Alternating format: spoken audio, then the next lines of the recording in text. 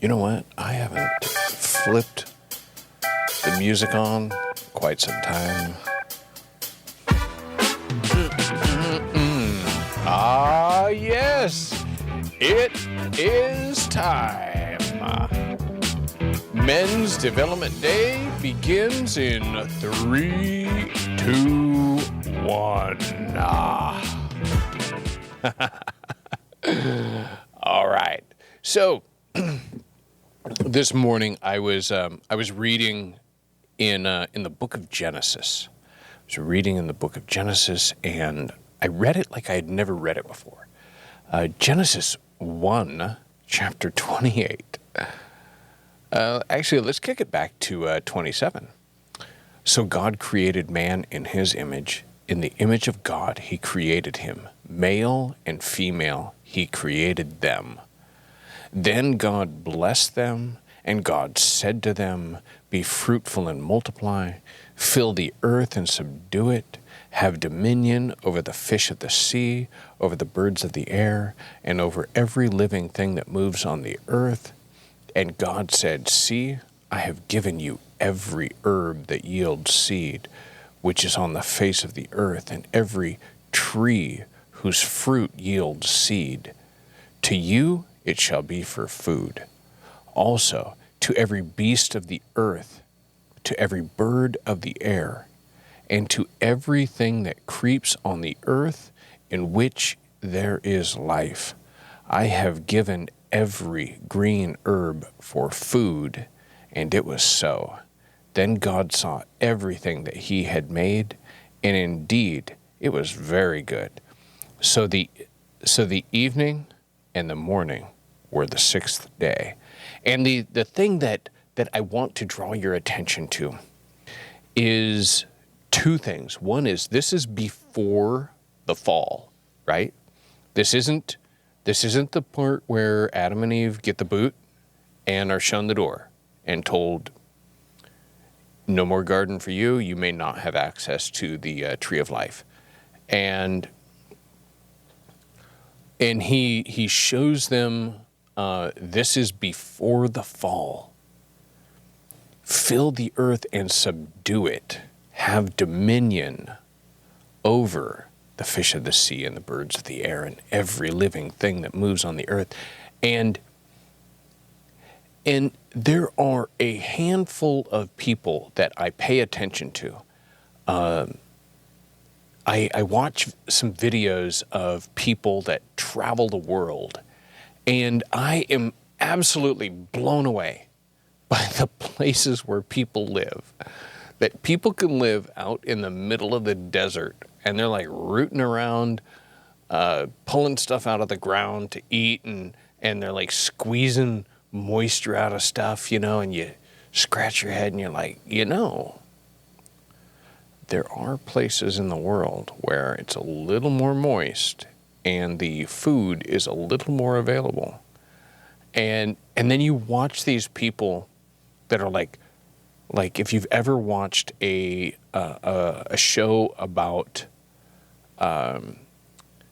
climbing, a big mountain, right? Like something in the Himalayas or whatever, right? There are Sherpas that live there. That's all they've ever known is snow. And all they've ever known is 9 months of the year. It just keeps on snowing. And they've got, I was watching a program a little bit ago where these people were living in the permafrost of Russia. And I'm just shaking my head, that's not a good place to live, but they call it home, and there was something about it that attracted them. They could leave, they could jump on a train and go away and start over again, but they seem pretty happy with where they're at. And I think about this, I'm like, God said, "Go into all of the earth, subdue it, and have dominion over it." And it isn't like wild animals just got their teeth recently. And it's not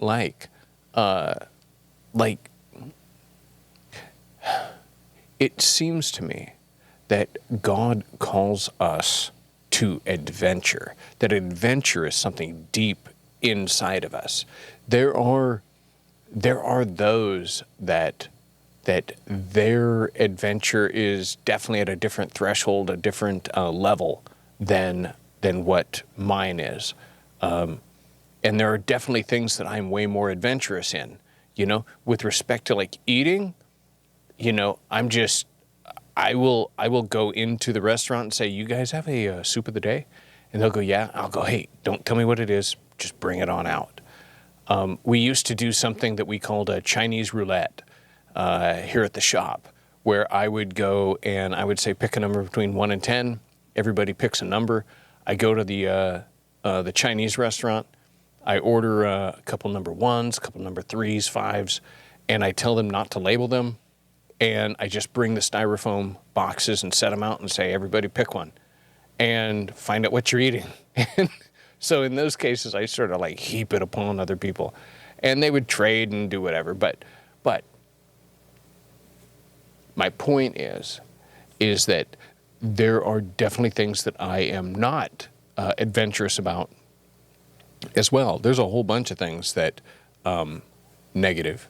I'm not interested, won't be participating in, and and so it strikes me that as human beings, sometimes we want to, in the church, there seems to be a very real, just be a really nice guy. You need to be gentle.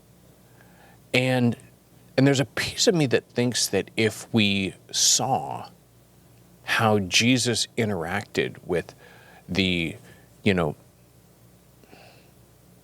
if we look at the Gospels, they are a collection of snapshots. It's not on day 154, we did this. It is not a journal. It is a collection of snapshots. And we see, that Jesus is flipping tables and he's chastising the religious leaders. And he's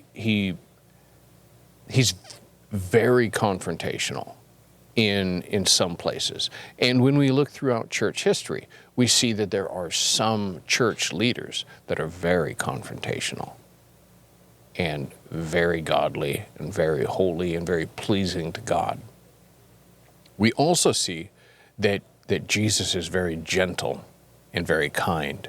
He is the perfect representation of God. And the thing is that in the church, it seems to me that there is a tremendous pressure to not do anything, not to rock the boat, not to be aggressive. Like, being aggressive is regarded as sin all in itself, and it's simply not the case. It's not true.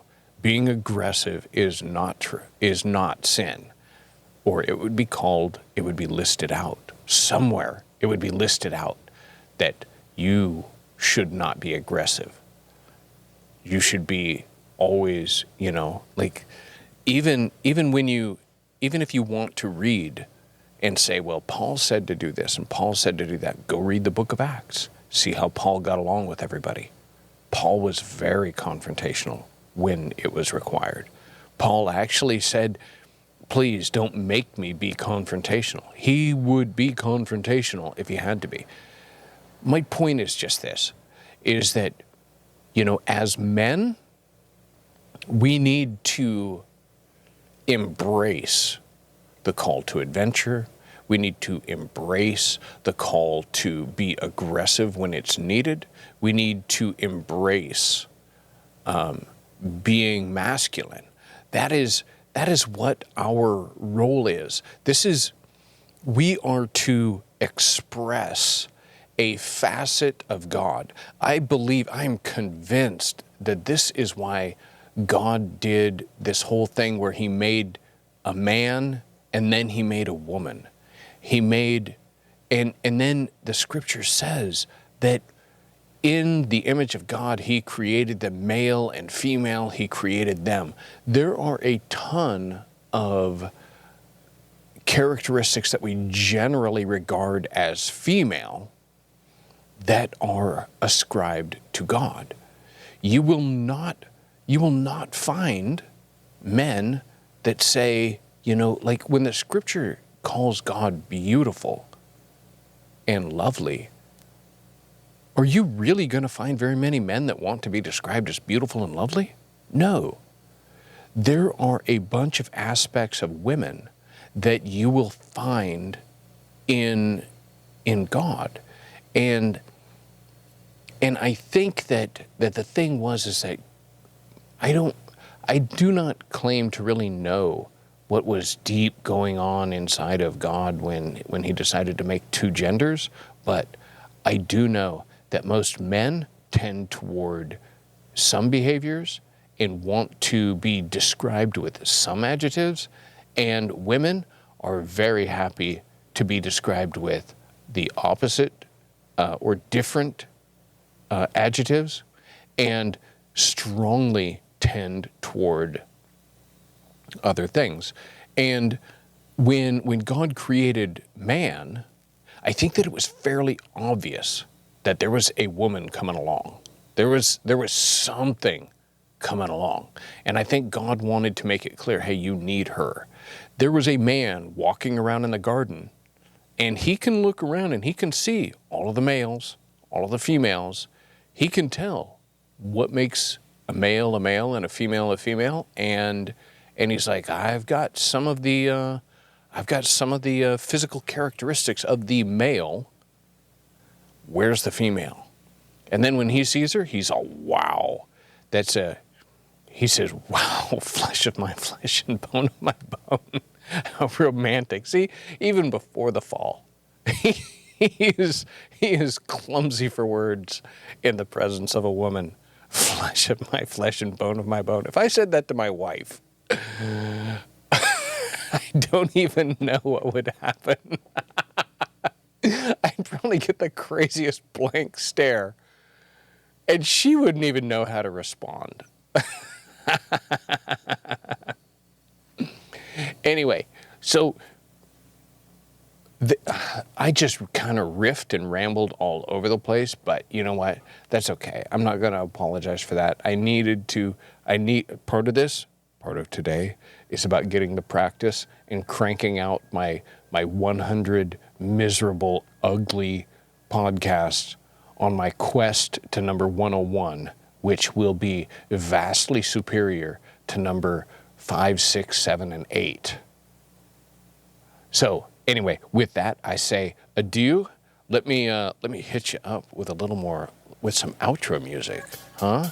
How you like that?